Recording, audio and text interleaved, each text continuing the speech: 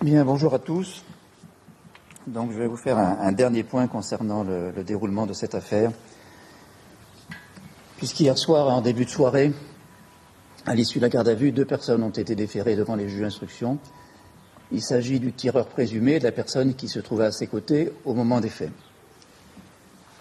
Le tireur présumé, qui est le plus jeune, celui âgé de 19 ans, a été mis en examen du chef d'homicide volontaire sur personne dépositaire de l'autorité publique, à savoir Éric Masson, mais également pour tentative d'homicide volontaire sur personne dépositaire de l'autorité publique, à savoir le second policier qui était présent au moment des faits, qui a riposté, mais en direction duquel il semblerait que le meurtrier ait également tiré sans toutefois l'atteindre, d'où cette qualification de tentative d'homicide volontaire.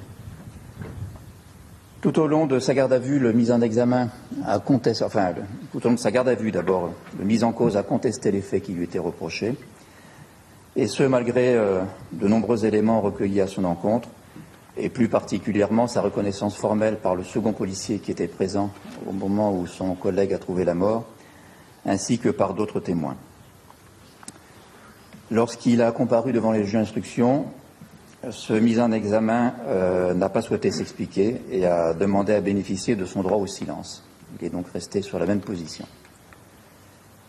Le second individu, qui est légèrement plus âgé puisqu'il a 20 ans, a parfois été sommairement et abusivement présenté dans les médias comme étant le complice du premier. Il a pour sa part été mis en examen des chefs de recel de malfaiteurs et de non-assistance à personne en danger.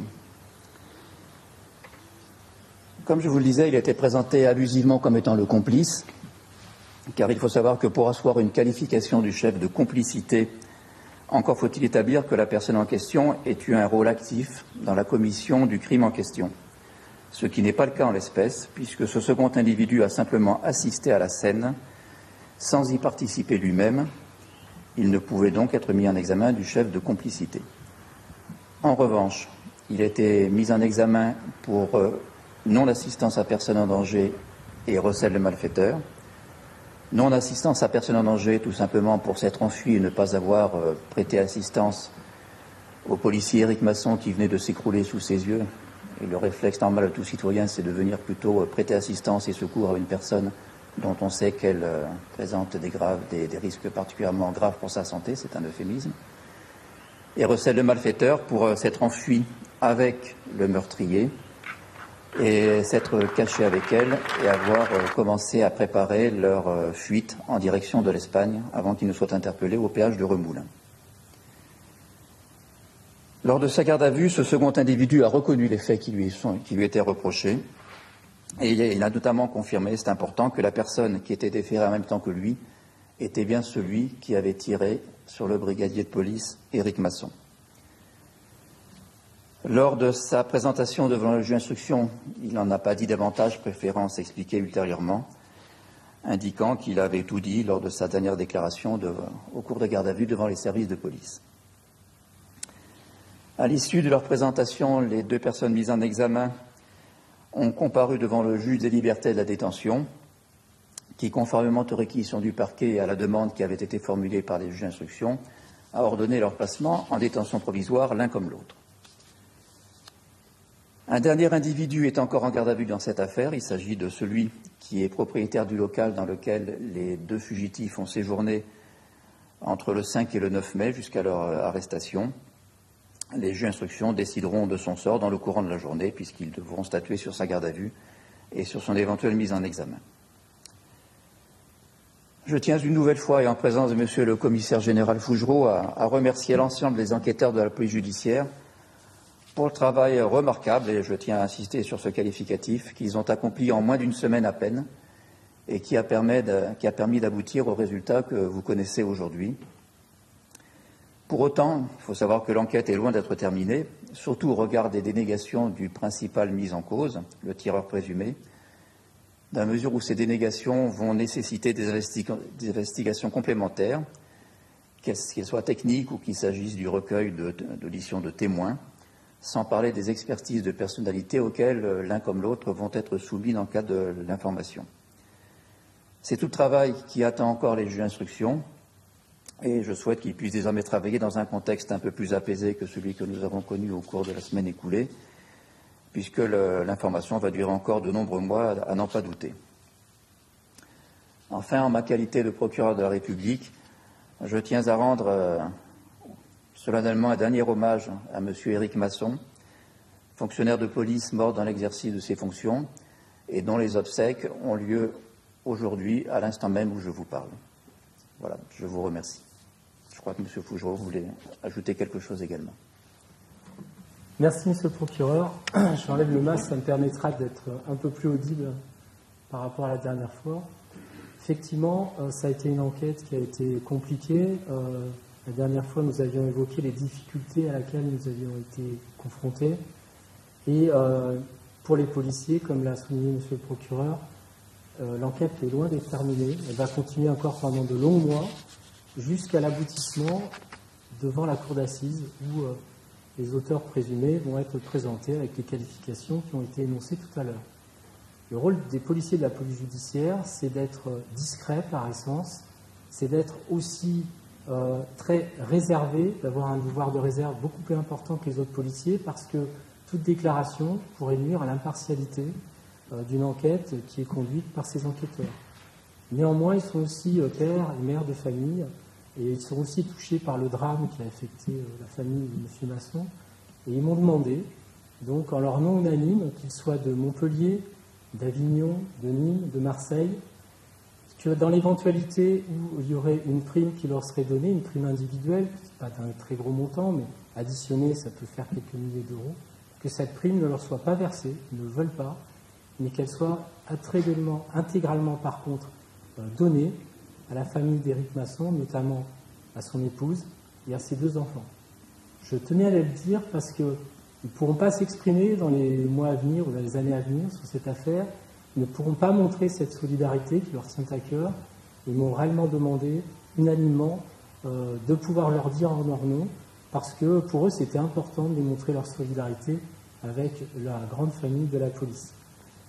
Je voudrais ajouter que la police judiciaire, c'est une maison qui a maintenant plus de 100 ans, dont le maillage territorial particulier qui a été mis en exergue dans cette affaire, puisqu'on a fait travailler des policiers qui venaient de 4 endroits et de 4 villes différentes, a montré à la fois sa pertinence et son efficacité. Cette maison s'est totalement renouvelée au fil des années pour faire face aux défis qui lui étaient présentés, que ce soit le cybercriminalité, que ce soit le terrorisme, la criminalité organisée, le narcobanditisme, la criminalité économique et financière, en renouvelant à chaque fois les méthodes et les techniques d'enquête. Je tiens quand même à souligner qu'il y a une chose qui n'a pas varié depuis la création des Brigades du Tigre par Georges Clémenceau, c'est l'esprit. Et l'esprit des policiers de la police judiciaire, c'est l'impartialité, le professionnalisme, un attachement viscéral aux valeurs de la République et aussi une solidarité sans faille envers les forces de sécurité de notre pays. Et je voulais, ce jour, en leur nom, témoigner de cette solidarité. Je vous remercie. Un petit mot juste sur les jours qui se sont passés entre les faits et l'interpellation. Est-ce que vous pouvez nous dire quelques mots en plus sur la planque des 2 suspects? Là, je peux difficilement vous en parler, puisque la personne qui est actuellement gardée à vue, c'est du chef de recel de malfaiteurs. Il s'agit de la personne qui serait propriétaire du local dans lequel les personnes se sont cachées jusqu'à leur interpellation. Les auditions sont en cours. Pour l'instant, je n'y ai pas accès, puisque ce sont les juges d'instruction qui ont la maîtrise de la poursuite de l'enquête. Donc je me garderai bien de faire un commentaire à ce sujet-là, tant que les juges d'instruction n'auront pas pris une décision.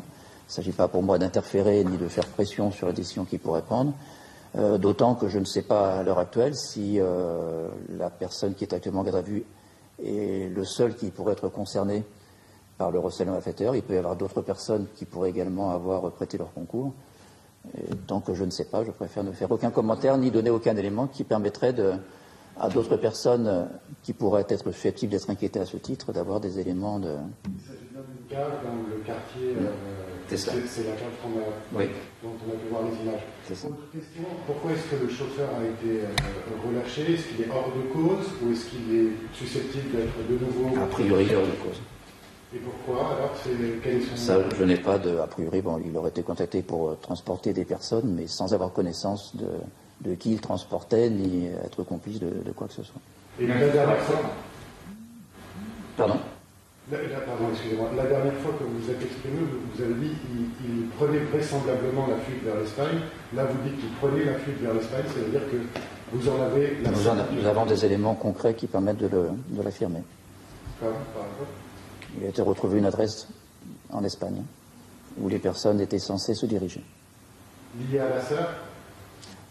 Je ne peux pas en dire plus, puisque quand on vous dit que l'enquête n'est pas terminée, elle n'est pas terminée. Il y a peut-être des points à vérifier. Mais quand on parle de fuite vers l'Espagne, ce n'est pas une supposition, c'est un fait avéré. La sœur aussi a été placée en garde à vue pendant un temps, puis relâchée. Est-ce qu'il n'y a rien concret non plus? En l'état, pas pour l'instant. Mais après, les conclusions d'une enquête, ce sont les juges d'instruction qui vont la tirer. Ce n'est pas à moi, procureur de la République, pour l'instant, d'empiéter sur l'avis qu'en auront les juges d'instruction. Donc, ils peuvent éventuellement changer d'avis, mais pour l'instant, ils ont estimé qu'il n'y avait aucune charge à son encontre. Le propriétaire de l'hôtel, il a été interpellé quand? Il est en garde à vue depuis combien de temps? Il est en garde à vue depuis hier. Voilà. Voilà, donc c'est tout. Voilà l'épilogue pour l'instant de cette affaire, mais vous avez bien compris qu'il y a encore des investigations complémentaires qui vont être menées et que à ce titre-là, je ne peux pas vous donner d'éléments qui pourraient nuire à la poursuite de celle-ci. Voilà, en tout cas, merci. Vous pouvez me parler de l'arme? Elle a été retrouvée, cette arme? Pas de commentaire sur l'arme pour l'instant.